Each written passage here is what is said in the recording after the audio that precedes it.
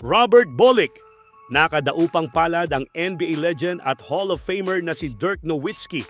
Ano kaya ang sinabi ni Nowitzki kay Bolick at sa mga Pinoy? Alamin.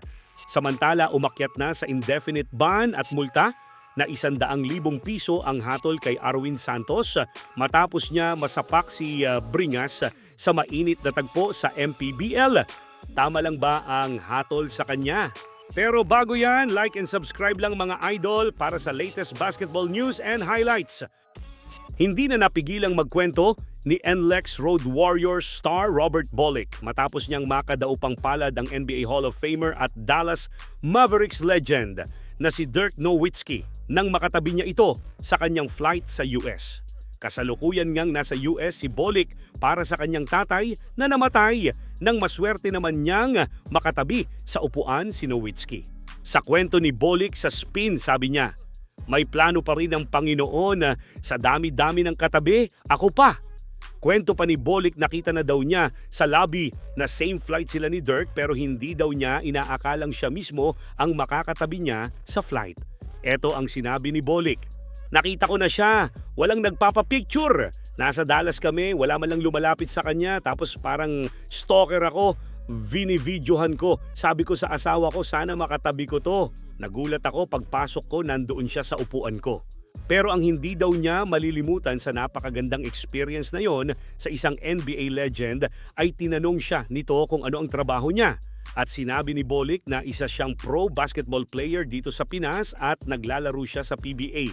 Humingi na rin daw si Bolick ng tips at binahagian naman daw siya ni Dirk ng mga tamang pagkain, workout at iba pa.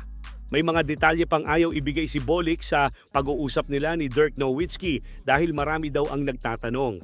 Pero sabi ni Bolick ay sa kanya na daw muna yon para siguro i-cherish muna ang time na makita niya ang kanyang idol at isa sa mga NBA legend at Hall of Famer.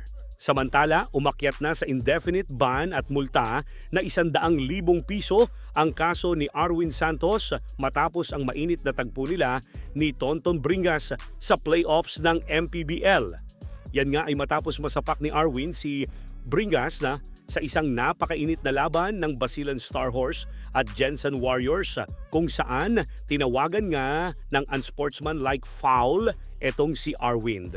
Sa mga larawan nga na kumalat online, makikita na natapyas ang balat sa kaliwang mata ni Bringas at makikita pang namamaga ang palibot ng mata dahilan para humingi ng tulong ang kampo ni Bringas ng tulong. Kabilang ang kanyang asawa sa pananagutan daw ni Santos sa nangyari kay Bringas. Nauna na daw, humingi ng tawad itong si Arwin sa kampo ni Bringas pero hindi raw ito tinanggap.